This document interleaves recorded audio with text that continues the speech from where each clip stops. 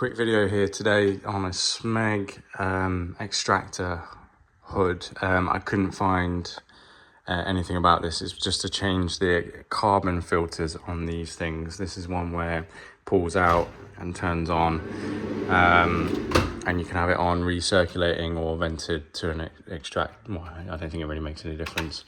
But effectively, all you do is super simple 2-minute job. Take these off at the top. You should be cleaning these. I've got to pull this out first. Not like that, but pull that out first and then undo them. Should be cleaning these regularly every 3 to 4 months. Again, salt, hot water and vinegar, or you don't need to use harsh chemicals or anything like that.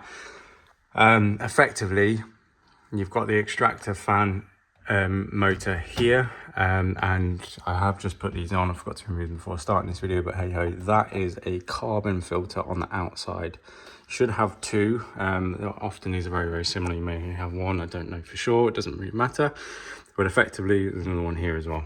And you've got this like soft mesh on the outside, but effectively all you need to do to remove them is just turn them clockwise until you can prise it off.